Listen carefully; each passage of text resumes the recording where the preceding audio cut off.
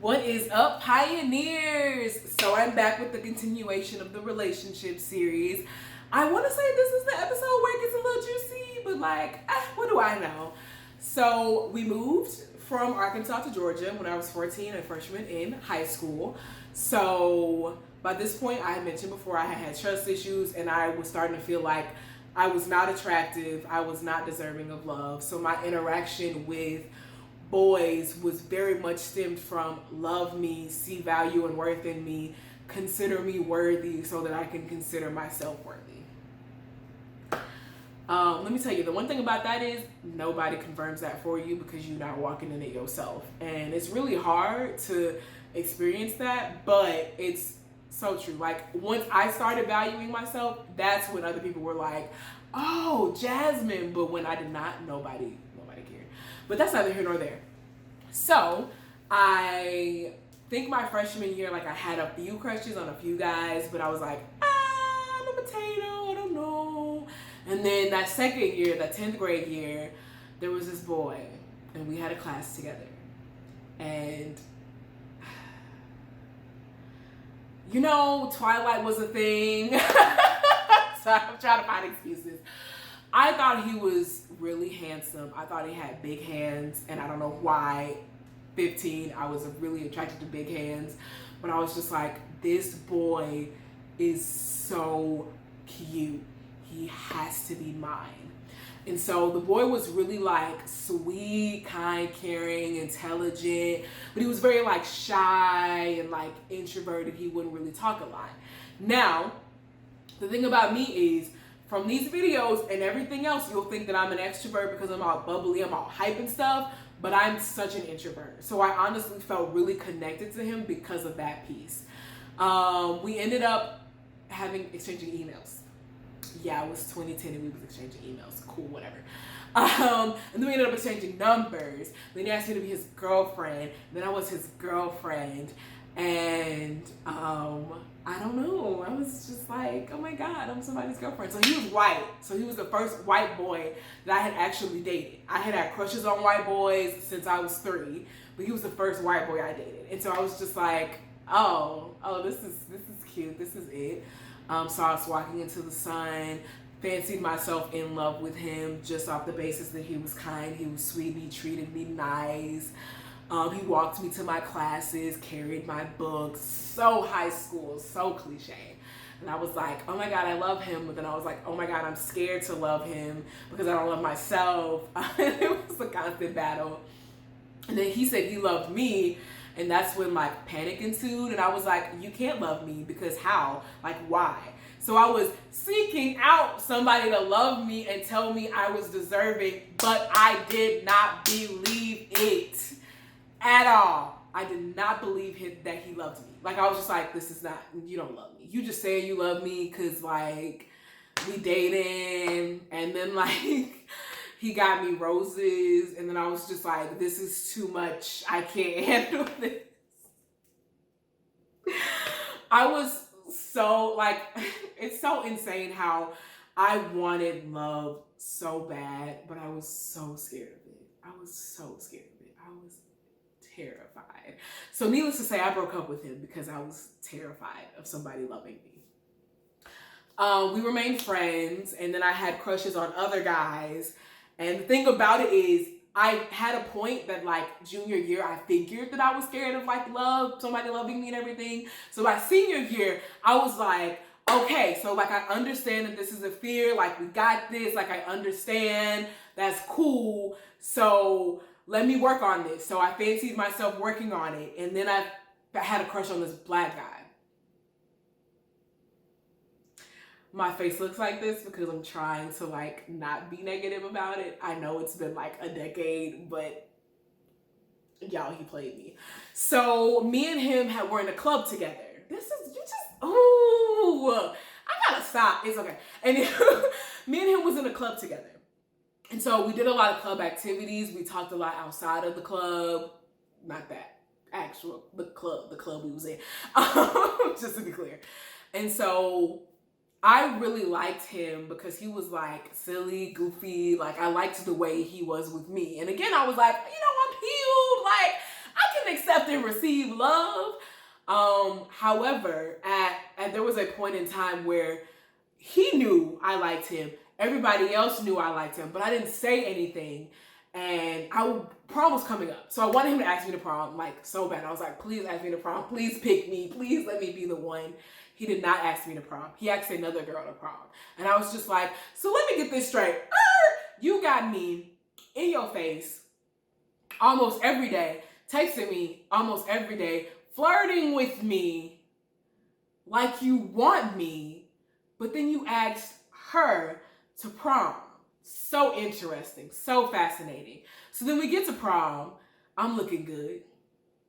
For somebody who didn't like themselves, that was the one night I was like, I'm looking scrumdiddly. Just had my nails did, was in purple, y'all, looking fleeky. And I locked eyes with him, but I was like, I ain't gonna say nothing. I'm gonna be a G over here. I danced on a few boys, you know what I'm saying? I think I'm a pimp, I'm not. Danced on a few boys. So the end of the night comes, and I'm taking pictures with my girls, the girls I came with, and he's like, hey, you know, why you ain't come over and dance with me? And I just looked at him, and my friend was like, Jasmine, because I was just like, have you lost your mind? You didn't ask me to prom. You didn't ask me to dance. Why would I come dance with you? You literally locked eyes with me, then looked away. And I'm trying so hard not to cuss because I feel really passionate about this, because I just don't understand why guys do this. Like, why y'all will be perfectly content with acting like you like a girl and then treat her like crap the next minute. Like, your actions and your words just don't match. And that bothers me in the core of who I am. But it's neither here nor there.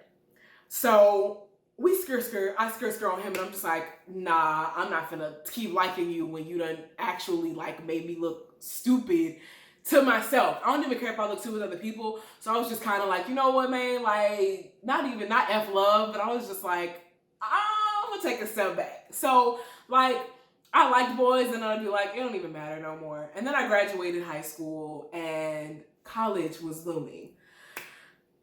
So, one of the crushes I had a crush on a mutual friend of mine who I used to sit and eat lunch with. And so when I graduated, I had thought of him, because I honestly, beyond that black boy, I wanted to go to prom with him. I wanted him to ask me to prom. But he had a girlfriend before he graduated, and he was still with her by the time I graduated. So I was like, I guess I can't go with you. Yes, I can like I could kind of sort of like multiple people at once. It just depends. So he is who I wanted. And I messaged him, hit him up on the book, and I was like, hey, friend, buddy, old pal, we ain't spoken in a while. So me and him started chatting that summer and then into freshman year. And then I was also talking to the ex that I broke up with, because I was like, ooh, this intimacy is too much. Because remember, y'all, I was working on myself. So I thought I was like in a place where I could receive love from all these people. And I was like, ooh, now I got options, because I got this white boy and I got this white boy. Like, look at me, I'm popping. But then I was also like, ooh, this is hard, because I don't want to break anybody's heart. I don't want to hurt anybody's feelings. Like, this is trash. This is tragic. Then I ended up liking another dude who had nothing to do with either one of them. He went to this organization thing, and he was 10 years older than me. So I did because I think I wanted to prove that I had healed and grown and I could accept love so bad that I ignored what was good for me just to have somebody, just to say I liked somebody, I was talking to somebody, I was with somebody. And I was also in the space where one of my friends had came into college with a boyfriend, and then another one was talking to a guy. So I also felt the pressure to like actually just have somebody, just to have somebody. So I feel like I entertained the thought of him, let things go a bit further than I was comfortable with, and then we fell off and we stopped talking. And that's when a friend from high school hopped in the picture, and me and him started talking a lot more regularly. He ended up breaking up with his girlfriend because she was jealous that he was talking to me. That was not my intent, just to be clear. I was not trying to be a home wrecker.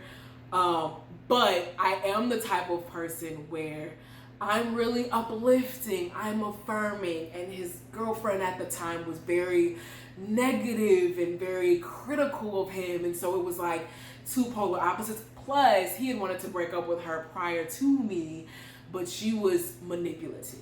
So he finally did it. And so then I was just like, oh my God, so when he's gonna ask you to be his girlfriend? Oh my God, when he's gonna ask you to be his girlfriend? Like, I'm ready. Like, I can receive love. Like, this is it. And by this point too, because I had gotten involved with the BCM, I was like, I am meeting my husband, period. I believe I told you that in the virginity video. So I was just like, he's gonna be my husband. Like, this is it. This is the end all be all. And to be completely honest, he was one of the first people that I felt like I could really be myself and not be judged. Like, he wasn't like, you weird, or like, you awkward. Like, he just loved me and accepted me for who I was. And at that point, I had never experienced that from a guy before. So I was just like, this is nice. This is it. And I'm gonna leave y'all on this cliffhanger and then pick up next video and let y'all know what happened, the juice, the tea. This video was brought to you by fake self-awareness, because sometimes you think you're going in a direction and you're actually not. Sometimes you think you're healed from something and you're actually not. And let's not even mention the fact that I have not had any therapy from this point either. My father had passed away. All these boys had like played with my emotions, it felt like. So I just really feel like there was a lack of self-awareness for that whole stage that I was missing, that led to the rest of what happened until we get to this enlightened version of me, who still can always use self-awareness. Self-awareness is ever growing, it's ever changing, it's a journey of life. You don't just arrive at self-awareness, because you're always going to be learning about yourself, just like you're always going to be learning about another person. So thank you for watching. Go ahead and subscribe. Follow me on Instagram at Pioneer Faith. Oh, and TikTok. I made a TikTok, y'all. Just if you wanted more shorter videos with stuff in it, I'm here for you. And I can't wait to see you guys next Monday. Love ya.